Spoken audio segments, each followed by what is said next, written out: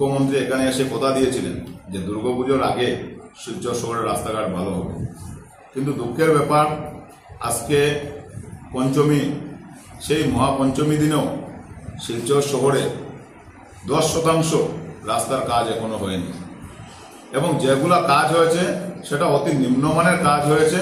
যে একদিকে কাজ হয়েছে, একদিকে আবার রাস্তাটা মানে যে পিচ করা হয়েছে সেই পিচ আবার উঠে যাচ্ছে। আজকে ওনারা সবসময় হিন্দু ধর্ম নিয়ে স্লোগান দিয়ে থাকেন, হিন্দুদের মানে ওনারা সবসময় হিন্দু ধ্বজাধারী দল হিসেবে নিজেকে প্রতিষ্ঠিত করেন, কিন্তু আজকে শিলচরের বিধায়ক কোথায়, আজকে সাংসদ কোথায়? সাংসদ হয়েছেন তিনি সমগ্র জেলার সাংসদ হয়েছেন। আমরা শুধু দলাইতে কোনো প্রোগ্রাম হলে ওনাকে দেখি, তার মানে কি শুধু উনি দলাই সাংসদ? উনি নিজে এখনো বুঝতে পারেননি যে কাছাড় জেলার সাংসদ। আজকে এই রাস্তাঘাটের এইভাবে বেহাল অবস্থা, তারপরও সাংসদ এবং বিধায়কের মুখ চুপ করে ওনারা বসে আছেন। আজকে পূজার আগেই শহরে যেভাবে যানজটের সমস্যা হচ্ছে, মানুষ যেভাবে নরক যন্ত্রণায় ভোগ করছেন, এবার পূজার আনন্দ ম্লান হয়ে গেছে, মানুষ আনন্দ করতে পারছেন না। কেন? সামান্য বৃষ্টির ফলে প্রত্যেকটা রাস্তা, প্রত্যেকটা ছোট ছোট রাস্তা, গল্লি, এইগুলা নর্দমা, নালা নর্দমার জলে আজকে ভর্তি। আজকে মানুষ ঘর থেকে বেরোতে পারছেন না।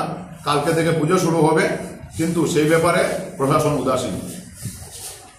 আমি এখনো জেলা শাসক এবং প্রশাসনের প্রত্যেক কর্মকর্তাদেরকে অনুরোধ জানাই যে দয়া করে দুর্গা উৎসবটা ভারতবর্ষের মধ্যে মানে তৃতীয় স্থানে বরাক উপত্যকা, এবং সেই বরাক উপত্যকা সবচেয়ে প্রধান উৎসব হচ্ছে দুর্গা উৎসব।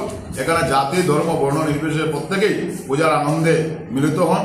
তাই দয়া করে যেন পূজার 4টা দিন যাতে মানুষ রাস্তাঘাটে চলাফেরা করতে পারে, সেটা যেন যুদ্ধকালীন পরিস্থিতিতে ওনারা যেন তৈরি করে দেন।